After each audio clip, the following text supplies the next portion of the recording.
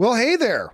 Greetings and salutations, guys. Welcome back to the channel for this installment of Open Mic, the show where the mic is open. The floor is yours. What are the things that you guys want to talk about? That is what we are here to discuss today. And it's good to have you guys back. My name, of course, is John Campea. I'm going to be hosting the show here today. And we didn't have a show on Friday. We meant to have a show on Friday, but I wasn't feeling great all day, and I got through the main John Campea Show on Friday, but the time we got into the later afternoon, I just really wasn't feeling up to it. So I decided to call up, but we are back now, ready to do the show, and good to have you guys here. And there are two different ways for you guys to get a question on Open Mic. One is by using our tip link. Now you can go to our tip link anytime, 24 hours a day at www.streamelements.com/JohnCampea/tip. You can leave a question there, and then we'll get around to it at the next Open Mic. Or if you happen to be watching live right now, you can use the super chat feature. And if your comment or question is appropriate to be used on the show, we will address it here. And hello to everybody in the live chat who's here already, getting ready to roll here. Now, before we jump into the questions, I wanted to touch on this thing quickly. You guys remember last week, a story came out that apparently Guillermo del Toro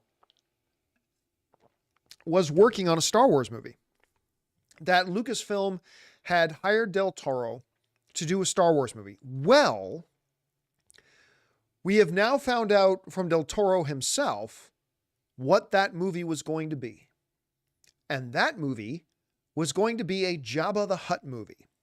Now, there's actually been rumors for years that Star Wars had been looking maybe at doing a Jabba the Hutt movie. I personally never thought those rumors were true. Like, I thought there's no way you're going to do a Jabba the Hutt movie. But no, it turns out that the Guillermo del Toro was going to do a Jabba the Hutt movie. And he talked, and apparently they were well into pre-production on it, or at least well into development. He had all the art done. He had his story laid out. He had all this kind of stuff. But he said, at the end of the day, del Toro said, it's not my property. I don't own it. And they just didn't, I guess Lucasfilm changed their minds and they didn't want to do it. And I am here to tell you, I think that's a good thing that they canceled it. Not that it's a good thing that they canceled doing a movie with the great Guillermo del Toro, but rather I think it's a good thing they decided not to do a Jabba the Hutt movie. Look, I'm going to be honest with you. One of the reasons I really liked Mandalorian, just one of the reasons, there's a lot of reasons to like Mandalorian, season 3 notwithstanding. But one of the reasons I really liked Mandalorian was the fact that it was a brand new character. A brand new character that had not been in previous movies or in previous cartoons or in all that kind of stuff. Because Star Wars is basically, I was criticizing the Ahsoka series for this, but really it's a lot of Star Wars. That a lot of Star Wars has just become about member berries. It's about holding on to and not letting go of the past. And actually, you know what? Let me see if I can find this. My buddy sent me this clip from Threads a little while ago. Let me see if I can find it here. That was basically the main consent. This is it. Listen to this, what this person, Jamel Boyce, wrote on Threads. And I like this. The basic problem with most of the recent Star Wars, and I think this is true, even of the Star Wars stuff that I really like, of recent Star Wars output, with Andor being the noticeable exception, is that it feels as if it were written by people who only reference point was other Star Wars material. It's not using Star Wars as a setting to riff on other genres and ideas. It is Star Wars as a genre on its own. And truth be told, that is just incredibly boring. Like the Star Wars universe, and even some of the stuff that I really like, again, Andor being the exception, like this guy said, the only thing that Star Wars builds on is other Star Wars. And when you do that, you have nowhere to grow, right? You just become this incestuous storytelling loop, right? Well, now to tell another story about another character we already know. And now let's tell another story about another character we already know. And let's do this story about, and you know, and we had Solo. I like Solo. I like Solo, a Star Wars story, very much. Never should have been made. But they made it, you know, is what it is. And there were talks about a young Yoda movie, and then we had to go back and do a Boba Fett series, and now we got Ahsoka, and now we get, like, it just seems like everything has to be about Star Wars that was already. And it's kind of frustrating. And anyway, that all in mind, I am not at all interested in a Jabba the Hutt movie. Like, really? Isn't the universe big enough that we can move on and do stories about other new characters out there? Is Star Wars now doomed to be nothing but flashback / prequel / semi-sequel stuff to characters we've already seen and stories they've already done? And it's like, that's all it is. Star Wars has become a member berries franchise. The whole franchise, again, Andor is an exception, but other than that, it's a member berries franchise. And even with Andor, you could say, well, you know, Andor was a character in Rogue One. True. But I mean, this was like a totally different story and with a totally new set of characters and all that kind of stuff. So I'll let that be an exception. And I love The Force Awakens, but even The Force Awakens has a lot of that, right? And it's just kind of become a member berries franchise.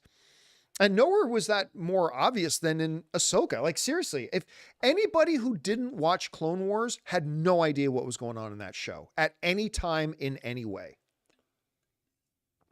Like, absolutely no clue. And it was just all member berries.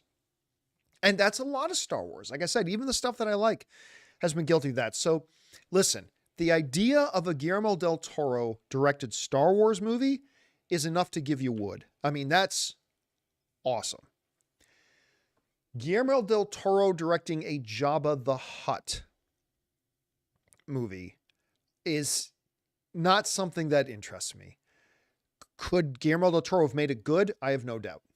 I have no doubt he could have made it good, but I'm not interested in rehashing and retreading another character in Star Wars we've already seen and has already died. And they already brought him back in the prequels. I mean, so yeah, really interesting that Guillermo del Toro was going to do a Jabba movie, but I'm honestly, at the end of the day, I'm just happy he's not. And maybe that means that somewhere down the line, Guillermo del Toro can do another Star Wars movie that's not Jabba the Hutt. That's just kind of my thought on that. I don't know what you guys think, but that is my take on it. And that I'm pretty glad he's not doing that. All right. Guys, with that down, let's get down to the business of what we're actually here for, which is to take your comments and questions. Now, by the way, some comments and questions got sent in for last Friday. We're going to address all of those now, and we'll get caught up with the ones that are meant for today. So let's get things started here, shall we? We're going to start off here with Anonymous, who writes, one of two. The point of Ahsoka Episode 5, oh God, more Ahsoka stuff. The point of Ahsoka Episode 5 was more character progression than plot progression. It failed. It failed at that. It failed at both, but we'll talk about that in a second. Was more character progression than plot progression. It was a classic case of looking back on your life and mistakes, choosing a better path, in particular with how to handle her own apprentice. In a way, Balin, going on to part 2, Balin was Barlog to Gandalf. Like, Balin was like the Barlog to Gandalf. Not really. He caused her to seemingly fall to her death, but it led to her rebirth, like Gandalf becoming Gandalf the White. One of many Lord of the Rings parallels, and just to be clear, I'm not trying to convince you to like it, just my interpretation. I don't think your interpretation is wrong, by the way. But here's the problem with Episode 5 of Ahsoka. Number one, it didn't do any character progression. She basically was the exact same character after coming out of the water as she was going into it, with maybe one or two slight more grins. She was exactly the same. They had to spend an entire episode when there was only what? 8? Help me out, guys. I think it was 8 episodes. When there were only 8 episodes, they had to take an entire one of the episodes to do that so she could say one line later. I'll believe in her. That's it. I'll believe in her. You know, she's my apprentice, so I'm going to believe in her. So you really, for that one line, you had to do, and look, let's call it what it was. That episode 5 had nothing tying into it from the previous 4 episodes and had no real consequence other than that one line that she said. In the preceding episodes, that episode was nothing but a member berries episode to get all the fans of the Clone Wars TV series to go, ooh, it's a live action version of the stuff we saw in the show. Like, that's all it was. And it worked. And listen, I'm all for some nostalgia stuff. I've done that myself. There have been movies and TV shows that have thrown in a pretty gratuitous thing that is nothing but to get me to go, ooh, I remember that. And I bite and I bite. I do it too. We all do. But let's make no mistake about it. That was the only purpose for that episode. Nothing really happened into it. There was nothing in the episodes before it that led up to it, and nothing that was of real consequence after it. It was a Clone Wars thing that they did. Nothing more. It didn't further the narrative of the show. It didn't further the character at all. It was simply there because people wanted to see a Hayden Christensen, good Canadian kid, by the way. People just wanted to see a Hayden Christensen cameo. That's it. That's the whole purpose of it. And to show people a live action version of something that they had already seen in animated form. But that was it. It didn't do anything for the show. And the reason that really hurt is because I loved episode 4. I loved Ahsoka episode 4. I ate it up. I thought it was fantastic. From just storytelling narrative principles, they so crushed it. They did such a great job with episode 4. And then instead of building on that momentum of episode 4, they go to this incestuous, as in only people within the family are going to get it. This whole thing about, first of all, they're in the world between worlds, which no one's going to get unless you watch Rebels. And some Clone Wars stuff to bring in a narrative, non-connected Hayden Christensen cameo, which again, it's always good to see Hayden Christensen, good Canadian kid. I love the guy, but yeah, it didn't progress the character in terms of the show, and it didn't progress the narrative of the show. It was literally a way. If you sat down and watched Ahsoka for the first time and just skipped episode 5, you'll kind of go, wait a minute. So they found her in the water and that's it. Otherwise, nothing in the show changes. If you just watch episodes 1, 2, 3, 4, 6, 7, and 8, you wouldn't even notice that an episode was missing. You wouldn't even notice an episode was missing. So yeah, anyway, but again, I know there are a lot of people who really loved the show, and that's great. And I'm not trying to yuck on anybody's yum, but you're asking me, so I'm going to give you my answer. That's how I saw it. And I was really disappointed. And you guys remember, I got so excited for that show because I loved her iteration in Mandalorian. I love Rosario Dawson. I really liked her interpretation of the character. I love the episodes when she was in Book of Boba Fett, Mandalorian. Love seeing her there. I thought the trailers for Ahsoka looked outstanding. I actually got really excited to see it, and I thought it was a big letdown, particularly that awful episode 5. But that's just me. Other people disagree, and that's totally cool too. All right. Next up, another anonymous writes, hey, John, listen, I know things have changed on the channel and you don't have the love for the shows on Disney Plus and the MCU, but even though you don't love season 1 of Loki, I really hope you do an open spoiler discussion for season 2. No, I'm not going to do open spoiler discussions for season 2, but we are reviewing the episodes, at least as long as I'm liking the show. Because you know me, if I fall off a show, I don't like to talk about it anymore because I don't want to just be negative for the sake of being negative. So why make a bunch of videos to talk about something I don't like, right? But I really liked episode 1. I thought episode 1 was a big improvement over season 1, and I cannot wait for episode 2. All right. Next up, another anonymous viewer writes, I like reactions of first-time watchers. There's this one channel called Awesome Movies, and it's just a middle-aged family man watching movies for the first time. He grew up on a farm with 3 channels, so it's always books and board games. Wholesome fella. Yeah, we did a video last week. I think it was an open mic where we were talking about channel reactors, right? And there's a bunch of controversy going on about a reactor on YouTube. I can't even remember her name. I think it was Sniper something.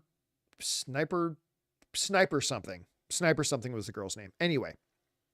And it got brought up this discussion about reaction videos. Elias in the live chat, Sniper Wolf. That was the name. You're right. Sniper Wolf. I think there's 2 different types of reaction stuff. One is pretty useless. It's just a lot of faked performance. Ooh, oh, wow. Like, it doesn't actually add anything, right? But then there's another thing that people do that we still call reaction, but it's not really reaction, where it's more people give analysis, people give context. I gave the example of this gamer YouTuber named Asmongold. I think that's how you say his name. Anyway, I've watched a bunch of his videos where he brings up a video and reacts to it, but it's not really reaction. Like, he watches a bit of it, stops the video, then talks for about 2 or 3 minutes, giving some context, giving information, giving his perspective and opinion, and blah, blah, blah. Then he goes on to proceed to keep playing the video, stops the video again, gives information, gives context, gives background. So he basically transforms it into a new thing. He adds to it, right? You are getting something out of watching his video that more than you would get if you just watched the original video on its own. So there's value in watching the original video on its own, but then watching his reaction, even though it's more analysis than reaction, watching his reaction, you're getting a whole new thing. You're getting a whole different experience with it, right? The traditional and that's what Greg and John at Real Rejects do. They turn the thing they're reacting to into its own piece of content, right? They give perspective, they analyze, they break it down, they discuss it. And that's why I really prefer that kind of thing rather more than the channels just go, oh, whoa, ooh, it just, and again, I just shit on it because I'm not good at it. That's why I don't do reaction videos. I couldn't do it. I really couldn't. And maybe that's the reason why I'm so negative on it, because it's something I wouldn't be good at. I remember back in the AMC days, I tried doing, back when trailer reactions were becoming popular, I tried doing a couple of trailer reactions, but I'm really boring at it because I watch a trailer. I watch a trailer on camera the same way I would watch it if I wasn't on camera. So I would try to do 1 or 2 trailer reactions and the trailer playing and me going, huh. Right? And that's boring. That's boring to watch. Nobody wants to watch because I'm not when I'm watching a trailer, I'm not flipping around like an Olympic gymnast or anything like that. So yeah, so I don't know, maybe that, but the other type of reaction, like Asmongold, like Real Rejects, stuff like that actually contributes to the content. That stuff I really quite like. Anyway, next up, we got Bubble and Squeak, who writes, are we all going to watch The Great Escaper regardless? It's the new Michael Caine. Regardless if it's bad or good, with a box of tissues, knowing that it's Michael Caine and Glenda Jackson's last movie they will ever be in. I also believe the movie is very emotional. Well, see, here's the thing. For those of you who don't know what he's talking about, and we discussed this last week on the channel, Michael Caine said he was basically retired. He's in his 90s. He's like, I have a hard time walking now. Because the man's in his 90s. Give him a break. And he's a big dude. Big dudes, when they get older, it's harder for them to get around a little bit. So Michael Caine was saying, hey, look, I have a hard time walking now, all this kind of stuff. I'm basically retired. But he said, basically. He said, I'm basically retired. So I don't know if this is actually officially going to be his last movie or not. It's going to be something for us to keep our eyes on. All right. Next up, we've got TJ Perry, who writes, I saw Exorcist last night, and Rotten Tomatoes 25% was entirely accurate. Interesting enough bones here, but completely unlikable characters, bad direction, massive plot holes, inconsistencies everywhere. What a shame. You know, I talked to Rob a little bit this morning about Exorcist because he's a big Exorcist fan. And what he said was, it feels like the people who made the new Exorcist movie took inspiration from almost all other types of horror movies except for Exorcist. He said there was just, and he said, look, I wasn't looking for it to be another Exorcist, but you know, it is in the same franchise. You'd think you'd take your motivation and you take your inspiration from the original movies, make it its own thing, but take inspiration from that. And he said it just didn't feel like an Exorcist movie. So yeah, it's too bad. I thought the trailers were good. I thought the trailers looked pretty good. I thought, you know, the little girls looked creepy as hell. So it was a shame to hear that. All right. Next up, we got Suthius, who writes, Marvel likes to take lines and evolve them later on. I am burdened with glorious purpose, and Mobius saying, I need a Loki who remains, I think are clues to him overseeing the entire timeline at the end of the saga. I don't. No, not at all. I am burdened with glorious purpose was just a great line in and of itself. And I think Mobius was just really because, you know, he who remains. Well, I need a Loki who remains. I don't think that was any kind of a foreshadowing. Now, look, we all knew from Loki season 1, right? A lot of people theorized in Loki season 1 that by the end of Loki, Loki's going to be like the head of the TVA or something like that. I'm not saying I agree with it, but that was a lot of people speculated that. So that may well end up happening, but I don't think at all there's any foreshadowing in I think that Mobius said, I think that was just a joke. I think that was just a fun little joke. All right, guys, listen, we got a lot more questions to get to, but before we get to them, we're going to take just a quick second and thank a couple of sponsors of today's episode of Open Mic, our friends at Vessi and the wonderful folks doing great work at BetterHelp.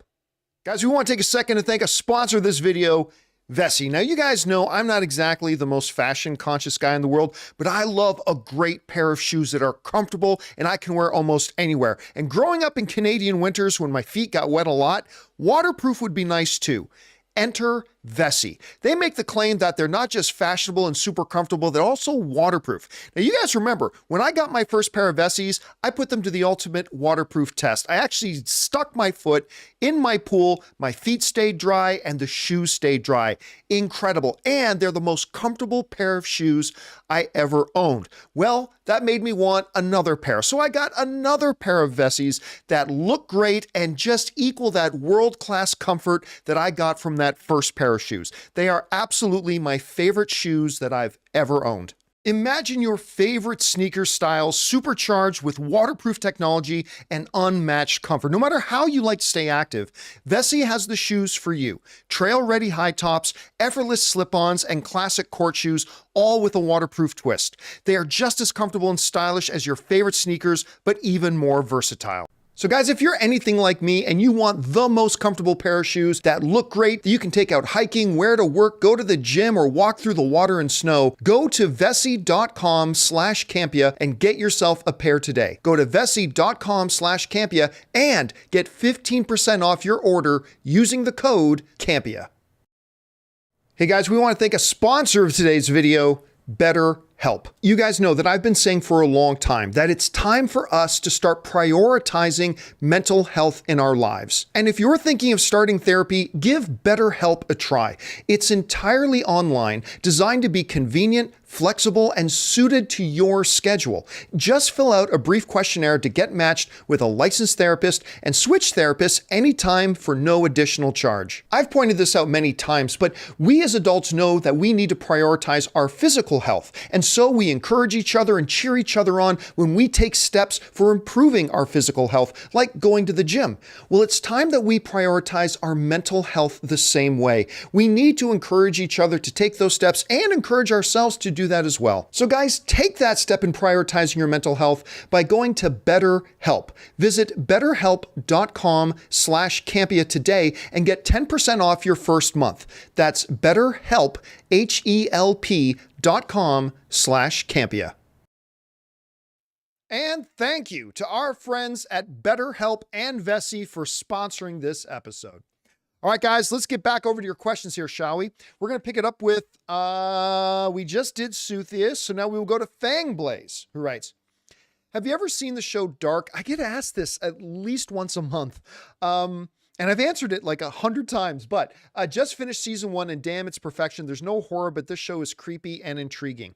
Okay, so I saw the first episode or 2 of Dark and I liked it. And I don't know why I never picked it back up. Like I watched the first episode. I liked it. I didn't think it was perfection. I didn't think it was amazing, but I liked it. And I really don't know why I never picked it back up after that, but I just never got around to it. So yeah, that's that. All right. Maybe someday I should. Andy writes, if not for the SAG strike, would Warner Brothers Discovery and Universal capitalize on Barbenheimer and get the actors on both films to do press and interviews together? Oh, hell no. No. What's the point in that? I mean, look, Barbenheimer ended up being a once in a lifetime kind of really neat thing that kind of happened, but no, they would not have had their stuff. Because when Margot Robbie's being interviewed, you want all the attention to be on Barbie. Like, yeah, Oppenheimer and Barbie kind of fed off each other at the box office. But when you're putting time and money into promoting the film, you need to focus on promoting your movie, not somebody else's movie. Same thing with, Christopher Nolan. Can they, encourage and prop up each other's movies outside of junkets? Yeah, and they did. Christopher Nolan talked about how great Barbie was. Greta Gerwig talked about how awesome Oppenheimer was. But no, you wouldn't waste your time or your talent's time by having them do interviews together. It really wouldn't have done anything. So you would want to use that time to promote your film. And by the way, by promoting their own films, that kind of helped the overall weekend of everything, right? So no, they wouldn't have had them do interviews together. That would have been a waste, I think. All right. Next up, Andy also writes, I always wondered why John Cena doesn't have any kids until I realized he'd be an absent father as his kids would never see him. All right. Next up, Bobby Jackson writes, John, I know you've said Terminal is Spielberg's one bad day at the office. So does that mean you consider Crystal Skull more good than bad for him? Yes. Listen, Crystal Skull is easily the worst of the Indiana Jones movies. I don't think there's anybody who disagrees with that, or at least very, very few people who disagree with that. But I've always said this about Crystal Skull. It was a good adventure movie if it wasn't called Indiana Jones. There's a lot of good elements in Crystal Skull that if it was Dr. Seamus Enigum and the Great Mystery of the Jungle, if that was the name of the movie, I probably, me and a lot of other people probably would have walked out going, you know what? That wasn't a bad little film. That was a pretty good little adventure movie. But it was an Indiana Jones movie. And as an Indiana Jones movie, it just didn't click. And it's also hard because, Steven Spielberg and Harrison Ford had a story they really liked. And I think it was Frank Darabont. I think it was a story by Frank Darabont for Crystal Skull. And it was going to be something completely different, but George Lucas vetoed it, wanted to go in this other direction with aliens and all that kind of stuff. So number one, yes, I do think Kingdom of the Crystal Skull is a better movie than Terminal. But number two is, can't really blame that one too much on Spielberg because, it was Lucas who decided he wanted to go in that direction. So, they got to keep that in consideration too. All right. Next up, we have Edwin who writes, hey guys, I had a feeling this was going to happen, but there's a rumor that Five Nights at Freddy's review embargo won't lift until 3 a.m. the day the movie comes out. Not surprised. Talk about having no faith in your movie. This is ridiculous. Yeah. Look, I had been really excited about a Five Nights at Freddy's movie for a very, very long time. But all of that excitement went away when I found out they were going to release it in theaters and on Peacock on the same day. The times that they've done that before, the movies turn out to be complete dog shit. And it shows that they really don't have any faith in their movie.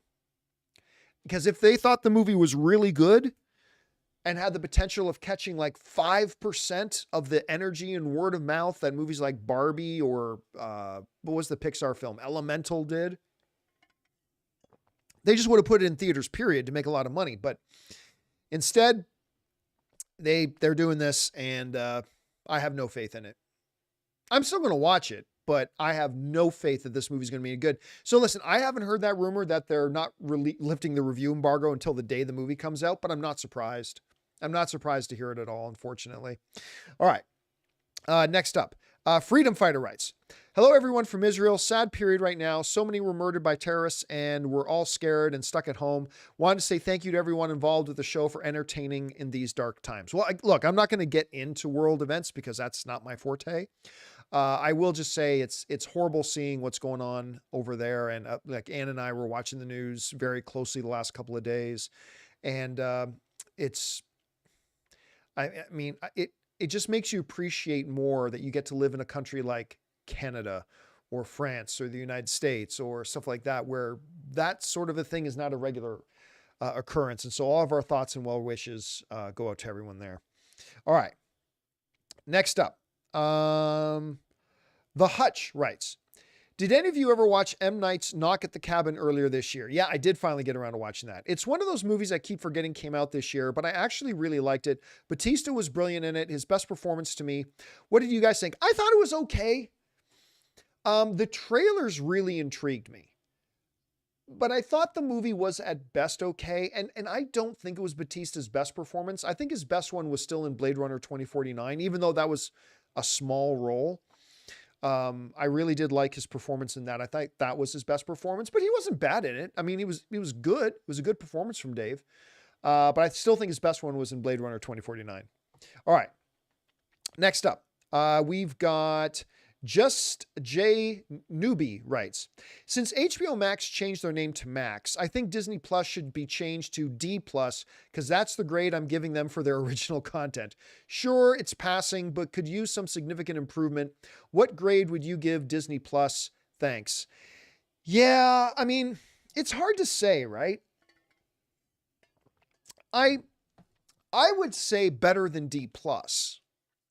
I mean, just the very fact that we've had Ms. Marvel, which is brilliant, WandaVision, which is brilliant, Mandalorian Season 1, Mandalorian Season 2, theoretically speaking, movies like Turning Red is a Disney Plus original because they didn't put it in movie theaters, which was still one of the most idiotic decisions ever. But that's a Disney Plus thing. You've got... I mean, so they've had some real, Andor is a Disney Plus thing. So they have had some absolutely magnificent stuff on there. Now, that weighs out against things like She-Hulk or Mandalorian Season 3 or Book of Boba Fett or whatever. So I would go higher than D plus. I maybe would go C plus. I'd go like a full grade higher.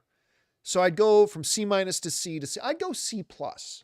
Maybe even as good. If you catch me on a good day, maybe even a B minus. Now it's funny. Elisa in the live chat is saying She-Hulk. I saw Hulk twerking. Okay, look, you guys know I thought She-Hulk was a terrible show. All right, you guys know that. Said it all the time. Terrible show. Had its moments. Absolutely. Episode 1 was quite good. Had its moments. I like the Daredevil stuff. I like Matt in that. Had its moments. But I don't care what anybody else says. The She-Hulk twerking scene was fucking brilliant. I don't care what anybody else says. I understand it's an opinion that's in the minority, but like I said, being right is sometimes lonely. That scene made me, like, Ann and I are watching that. And see, you got to understand, my biggest problem with She-Hulk was that it was not funny. There's no worse thing you can be as a comedy than not funny. And that show was just not funny. But in watching this show that wasn't funny, watching She-Hulk, this fourth wall breaking wild character, her doing the twerking thing with Megan Thee Stallion Ann and I were watching that, and when it happened, we started laughing our fool asses off. And listen, if you don't understand that that was totally in line and totally in character with the She-Hulk from the comic books, then you never read She-Hulk in the comic books. I spent a lot of time growing up reading She-Hulk comic books. Actually, my buddy had an album, and one of the songs on his album was She-Hulk Boy. It was all about his love of She-Hulk. Anyway, but that scene might have been the single most consistent thing character-wise for She-Hulk from the comics in the show. And again, in a show that was dreadfully unfunny and that I really didn't like, that one scene, that and Daredevil doing the walk of shame. Daredevil doing the walk of shame, carrying his shoes over his shoulder. One of the funniest fucking things I saw on TV that year. And She-Hulk twerking. Again, I don't care. I don't care if that's an unpopular opinion. Being right is lonely. That scene was hilarious. The show was shit, but I thought that one scene was hilarious. All right. Let's keep going here. What's next? We got Duck, who writes, Buenas tarde. I watched Star Wars Episode 3, Revenge of the Bad Threequel for the first time, and yup, Star Wars is 0-3 right now, but it was a step up from the past two. As bad as they were, I felt weirdly satisfied with how things were wrapped up. And listen, I've said this before. The prequels are absolute horseshit. They're absolute garbage.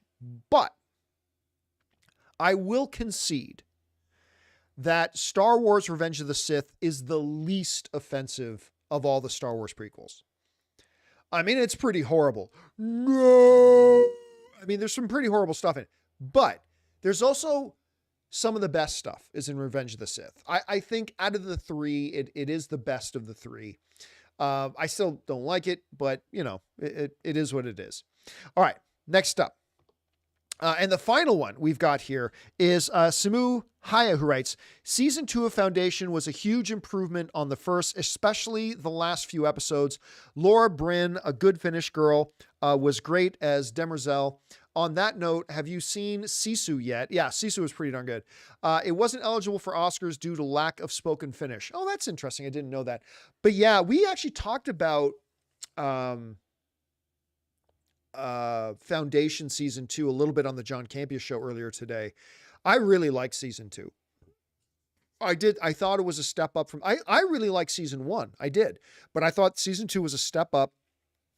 The mythology in it, I'm still fascinated by the whole, the way they do, what is, it's not the genetic dynasty. It's the whatever, it's not genetic. It's something else. It's the something dynasty. It's, where they use the clone. Anyway, I can't remember the actual name they use for it, but I thought I'm fascinated by that.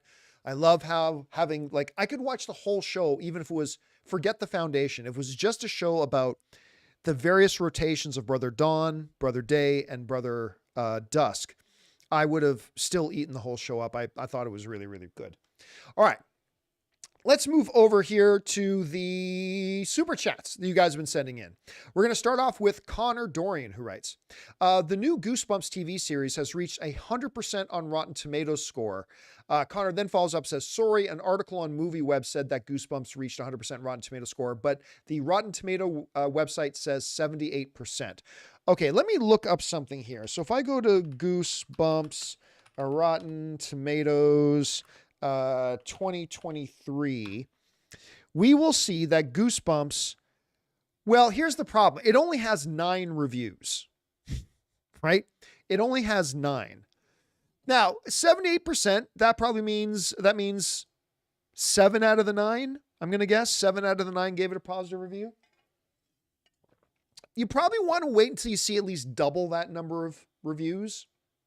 Like probably want to wait until you see like a good 20, 25, and then you don't really take it seriously till you get to 50 to 100. That's when you really start to get a sense of where the score is going to settle down, right? Like, get your first impression of a score after it's had like at least 20 reviews. Then when it gets between 50 and 100 reviews, that's where you actually see where the score will be, because the score after 8 reviews can be completely different from the score once it gets to 88 reviews. On the flip side, a score with a score from about 75 reviews is going to be pretty close to once it hits 175 reviews or 275 reviews, right? It's going to probably be within 5 or 6 percentage points. But when you go from like under 20 to 100, it can go off by like 30 or 40 percentage points. So yeah, there's that. All right. Let's see. Next up, we have Christopher Brickner, who says, the Del Toro news reminds me how Lucasfilm always seems to go after a hot name to give a Star Wars project, and it never works out or has problems. Well, no, I don't think the Del Toro situation is the same as, like, say, Josh Trank or Lord and Miller or whatever. It's a different situation, right? Because those were names of guys who got hot recently, right? Just got hot recently. Del Toro's been a respected name in the movie industries for well over a decade, 2 decades that he's been in there. So I don't know if I would put that in the same category. I think I would count that as something being a little bit different, Christopher. You know what I'm saying? All right. Next up, Connor Dorian writes, the producer for The Boys is teasing future spinoffs after Gen V's success. I don't know how many. Listen, I am loving Gen V. Absolutely loving Gen V. It's so good. But I don't know how many spinoffs you can do, right? Like, listen, I am still loving The Boys and I am loving Gen V. But at some point, you're going to run out of steam with the premise of this world. It has not run out of steam yet. It's still going strong and I'm loving it. But how many spinoffs can you actually do? Right? I don't know that there's many more to go, but listen, they're still going strong right now.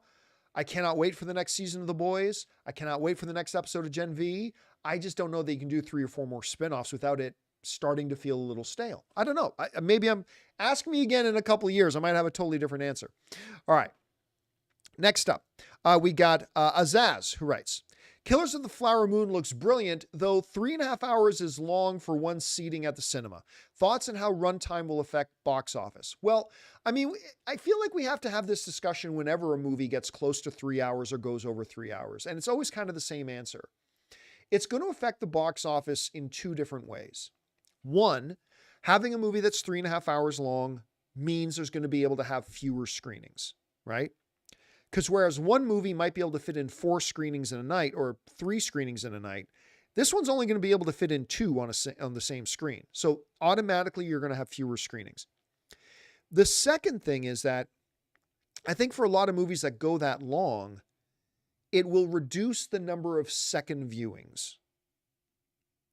Because I know people who have seen movies they really liked that were over 3 hours long, but gone, yeah, but I don't know if I'm going to go to the theater again to watch it because it's a really long movie. Like, it takes up your whole evening. Your whole evening's done. Now, obviously, there are exceptions to that. There are some movies that can be over 3 hours long and they get plenty of repeat business. But I do think that'll affect it a little bit. How much it'll affect it, we'll have to wait and see. All right, guys, listen, we still have more questions to go through and get to, but before we do, we're going to take another moment here and thank the sponsor of today's video and the main sponsor of the John Campea YouTube channel, our friends, my mobile service provider, and they should be yours, Mint Mobile.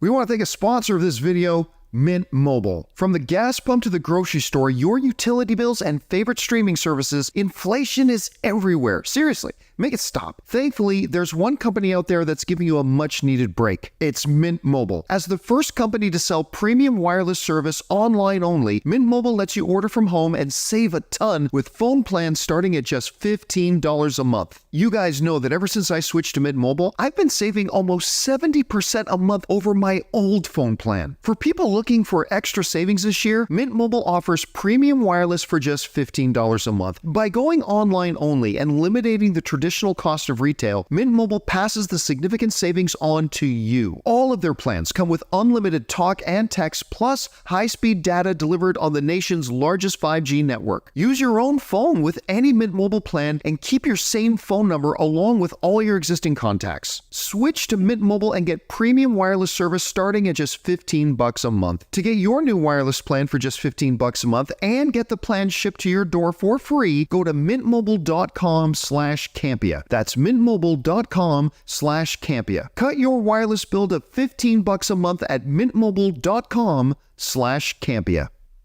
And thank you to our friends at Mint Mobile for sponsoring this episode. All right. By the way, I see a lot of people asking about the shirt I'm wearing. Okay, so a little story about the shirt I'm wearing. I mentioned this on the John Campea Show earlier today, but basically what happened, you have to understand, I'm not professional. I'm a super geeky, nerdy fanboy. That's all I am. One of my favorite celebrities liked something of mine yesterday, and I found out about it, and I just really nerded out, and I dug through my boxes and dug up this shirt, which is kind of connected. I'm not going to say who, and I'm not going to say how. I'll let you guys deduce that.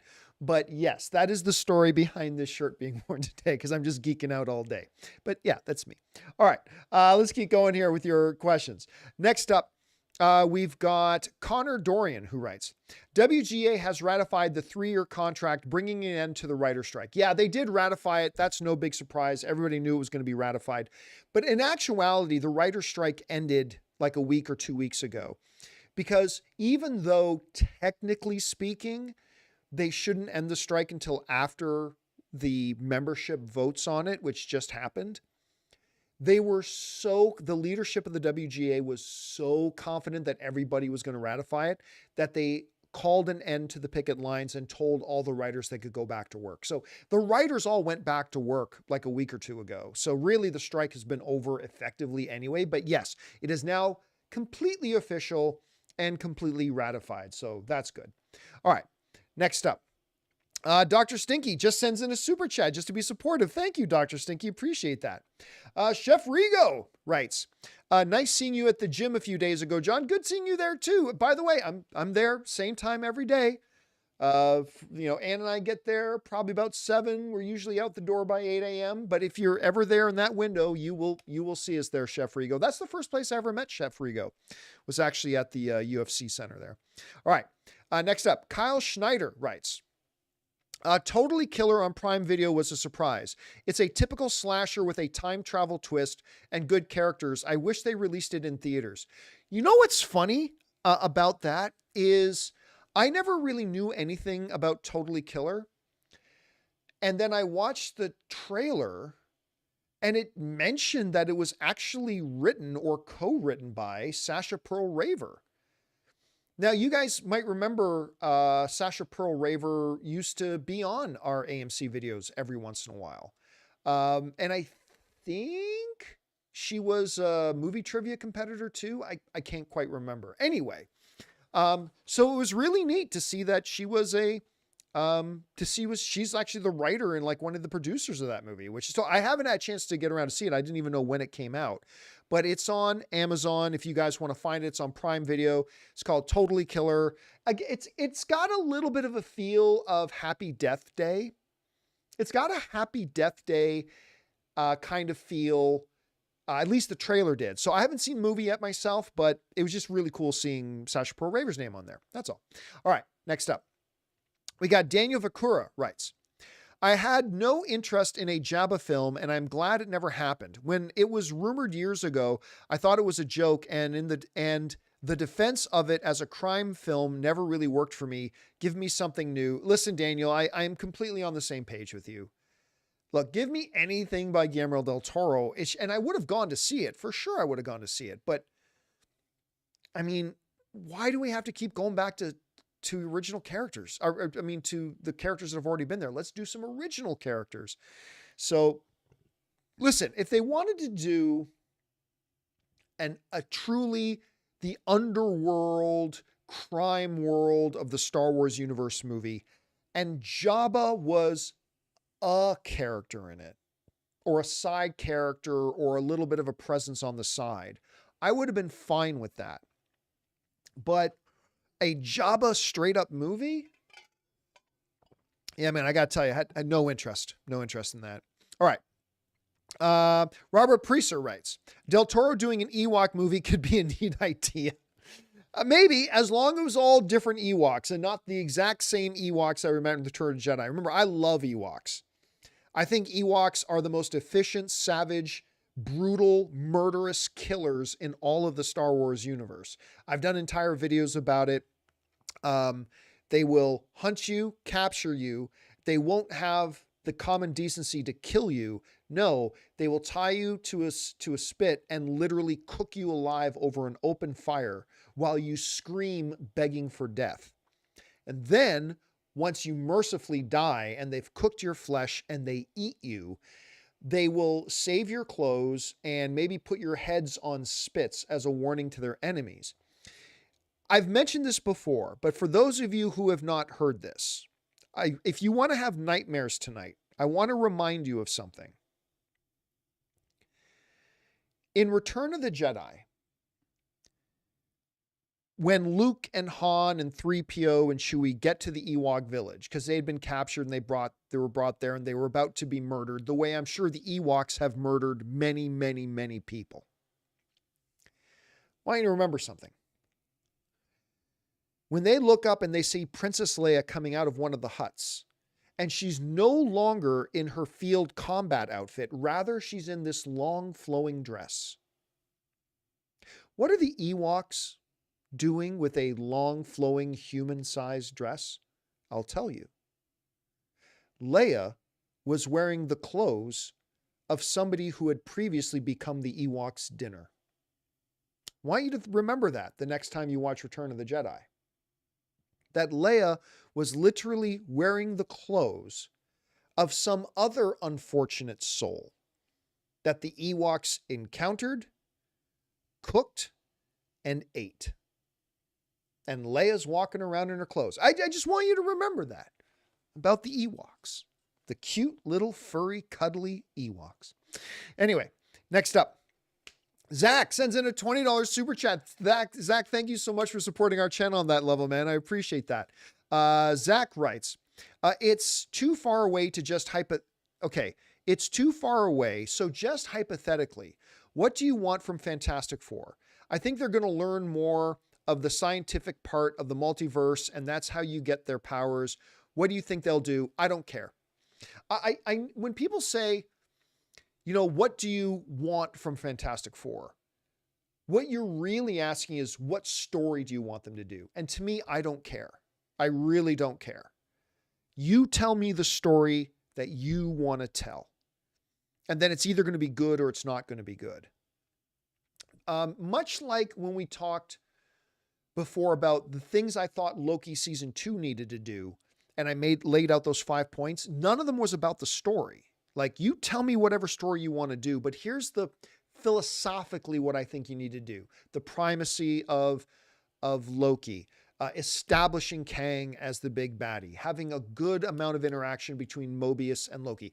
Tell whatever story you want, but as long as these philosophies are present, I think you can do well. When I think of Fantastic Four, I really don't care if Doctor Doom's the villain or not. I really don't care if they're going up against Mole Man. I really don't care about any of that stuff. I just care about principle stuff, like, right? Make science the basis of thing. Really lean into Reed Richards as being like the smartest man in the universe. Whatever story you're going to tell is perfectly fine. And then, you know, have a good amount. Listen, the original Fantastic Four books had a lot of yucks. They really did. So don't be completely hardcore serious. Don't try to be like a Zack Snyder Fantastic Four, but at the same time, don't go crazy on the humor like they did for Thor, Love and Thunder. So it's really more that stuff, Zach, that I'm concerned about. I really hope it has nothing to do with the bullshit multiverse. They probably will, but I'm going to tell you right now, my personal hope is that it has nothing to do with the bullshit multiverse. I hate multiverse stuff. I think it's such a lazy, pathetic story trope. But not that there hasn't been some good multiverse stuff. There clearly has. I'm just saying, in principle, I really hope they lean away from multiverse. Because I'll be straight up with you. I think this whole multiverse saga in Marvel has been a disaster. It's had some good stuff. Yes, stuff that I like. But I think overall it's been a disaster, and I really hope they move away from that. And I don't want any multiverse stuff in Fantastic Four. It will probably be there, and maybe they'll do it well. But if you were to ask me in advance, which you are, I would tell you I really hope they don't do any multiverse stuff, but they probably will. All right. Daniel Vakura writes, The Acolyte is still my most anticipated Star Wars project by far. I agree. It is for me too, since it's a different era in live action, but I wish it was 1,000 years in the past more. It's still very close with 100 to 200 years in the past. Yeah, I agree, but it sounds like they're going to tell stories they've never told before in live action, right? Now there's some rumblings that Yoda is going to play a part in it, as long as it's in a background capacity, as long as he's not like one of the primary characters of the show, like not one of the top 3, 4, or 5 main characters of the show. I'm fine if Yoda pops up in a supporting capacity. That's fine. But The Acolyte is going to tell from a completely different perspective than any Star Wars has been done before. It, for the vast majority of it, is entirely new characters that we've never met before. It's being done by a terrific showrunner. It has a fantastic cast. Listen, and it may turn out to be terrible. There have been many shows that I've not looked forward to that have been great. There have been many shows that I thought were going to be awesome and they didn't turn out to be awesome. And maybe this is one of them, but I got to say, I'm right there with you. I think The Acolyte is my most anticipated Star Wars thing and has been for a while. I'm really excited about seeing it. I hope it turns out well. All right. Let's see. Daniel also writes, Ahsoka, Ezra is where he needs to be like us. What? You need to be away from the action while Ezra doesn't say Thrawn is back to Hera. Sabine never said how she found Ezra and she's the reason for Thrawn. Yeah. Look, I've heard some other people who didn't like Ahsoka complaining that the whole show is a waste because ultimately, if Sabine had done the right thing and destroyed the map, then there's no Thrawn, right? There's no Thrawn. And as somebody who didn't like the Ahsoka series, I'm going to defend that choice, all right? And remember, I didn't like Ahsoka series. I didn't like it. Had its moments, loved episode 4, but I didn't like this series. So keep that in mind as I defend that scene. I really did like the scene where Sabine made the decision to try to find Ezra. You know why? Because that's what I think most people would have done. In a galaxy far, far away, it was an incredibly, to me, grounded moment.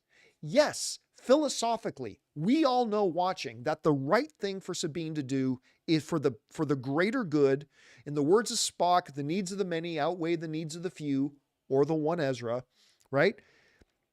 We all know that. That's what she should have done. She should have taken her lightsaber and wrecked the map, and there, everything's solved. Thrawn can't return, all that kind of stuff. Universe is saved. But people are more complicated than that. People are more complicated than that. Good people make bad decisions all the time. Good people make the wrong decisions all the time. Because we're human.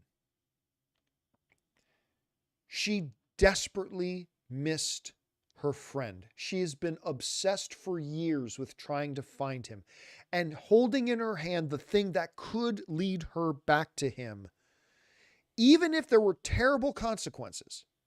You don't know people in your life that have done that have had the clear, obvious right choice, and yet they did something else. So yeah, I didn't like the show, but I defend that choice. And that, look, would it have still been worked if she had made the right choice and destroyed the map? Yes, absolutely. But watching the show, and they did a good job really showing on her face the conflict she felt. Like she knew, I should destroy this thing. I 100% should. But what am I giving up? What am I sacrificing by doing it? And even though A is the right decision, I'm going to choose B. And tons of people do that all the time. You've done it in your life. I've done it in mine. So I didn't like Ahsoka, but I thought that was a good scene.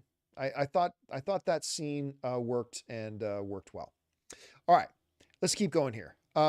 Next up, we have Jeff Kang, who writes, if most streamers subscribers start using the ad model, could the residual model still work? Well, here's the thing.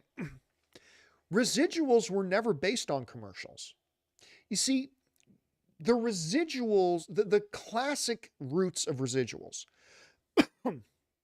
was based on this. Now, you got to go back to the old cable television model, okay? So residuals used to work like this. Let's say you were in a TV show in the early 1990s. I don't know, we'll make up a show called, I don't know, Henry's Bat. It's about a guy named Henry, and he's got a pet bat. There you go. So you were in a show called Henry's Bat. Now, let's say that show ran for about 4 or 5 seasons, right? Now, where residuals used to classically kick in is once that show was done, okay? Once that show was done, then it would go into what's called syndication. Where, okay, the show's now done, but other networks and broadcasters around the country can pay a licensing fee to get the rights to put that show on their network. Now, if you guys remember back, if you were around back in the 90s, you remember like your local television station, you know, WNT5 or whatever it was, they would be playing Family Ties when that's an NBC show because of syndication, right?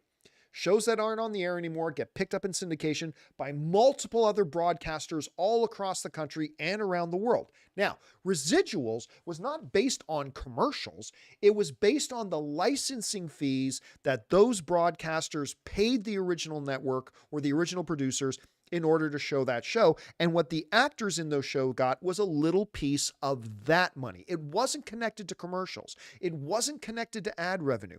It was connected to licensing revenue. And that's one of the reasons why all the people in the industry say that the old residual model does not apply anymore. It doesn't work. It just doesn't work. There is no real residual model there for that because there's no such thing as syndication anymore, really. So they had to try to refigure out an entire thing. And I don't think that streamers want to give up a piece of their ad revenue.